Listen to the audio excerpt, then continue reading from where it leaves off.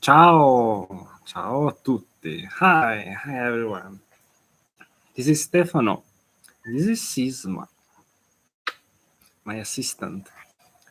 Today we'll talk about how to learn Italian fast, or learn languages in general fast. I'm here to answer your questions, to share my tips with you. If you come up with a question, all you need is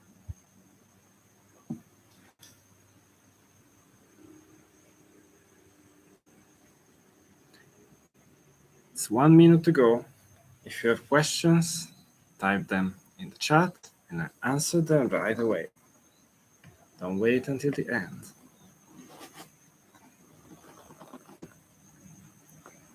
We start in 1 minute.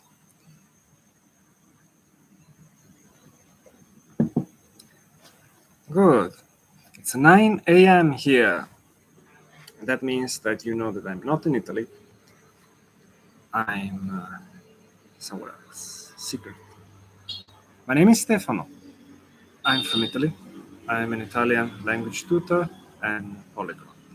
Today, we talk about how to learn Italian fast, or just any language fast. I'll answer your questions. I share my tips with you to learn faster. If you have questions, type them in the comments. Don't wait until the end. And also say hello. If you want to share your story, tell me where you're from, how long you've been studying Italian, why you want to study it, what you find difficult in learning Italian. Fare, to do, facessi, avere, to have, avessi, prendessi, andassi, this kind of conjugation. The most common use of the imperfect subjunctive is in if clauses. If I were younger, I would travel more. In Italian, it would be if I were younger, se fossi giovane. Fossi is from to be, essere. I know it's totally different because it's an irregular verb. Let's try with a regular one. If I ate less, I would lose weight. Se mangiassi di meno, perderei peso. Se mangiassi, if I, in English you say ate, that's the subjunctive. Is this common? Yes, it's common. It's yeah, definitely. You could replace it with the indicative. Se mangi di meno, perdi peso. You can do that. It's a different nuance because if you say se mangi di meno, perdi peso, it sounds like a general statement, a rule. Like if you boil water, if you heat up water, it boils, to express a hypothesis, a conditional hypothesis. There are other uses, but this is the most common. I want to do a grammar lesson only on this. The subjunctive is a nightmare for foreigners, also for Italians. Many don't get it right. Don't worry if you don't get it right. I think it will eventually become extinct. Like in my course, on my online courses, the subjunctive is very. I put it very late. Important, but it's not indispensable. So you can do without. This is the program of of my audio course, my signature course. And you see that the subjunctive is very down the list. It's common, but it's a matter of priority. It's a linear course, 1, 2, 3, and I had to choose, and I'd rather put more logical, more practical grammar patterns before that. In many grammar textbooks, I seen it much earlier, like halfway. But I think it's confusing. If you're not a perfectionist, you can say 80% of what you want without the subjunctive. I think that the purpose of learning a language is communication. Language in general, vocabulary, some expression you heard somewhere. Questions about Italy? Could be about me. I don't know if I want to answer. While there are no questions, I share with you my best tip. It's not a secret. You also find it here and there on my website.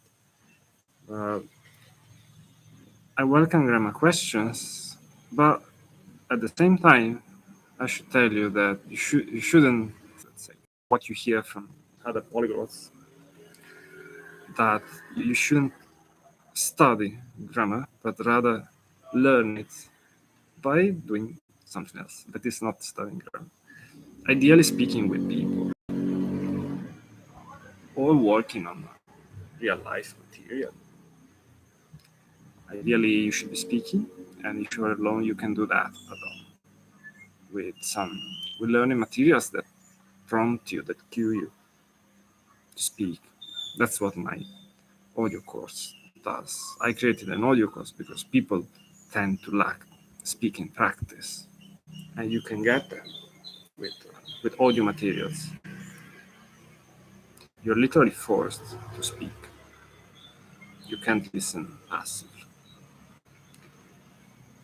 So less grammar and more speaking. How to turn your study time into speaking practice if you are alone? Well, it's simple. Everything you hear, you repeat it. Everything that you read it aloud.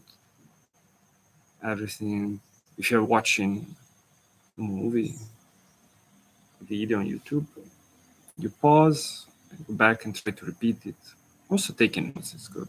And while you take notes, you read it aloud. Virtually turn all your study time into speaking time. That's what I do myself. I start with from lesson 1 to my course for other languages, and I take live classes, one-to-one classes on Skype or other platforms. You might be thinking, isn't it too early to talk with someone if you just started?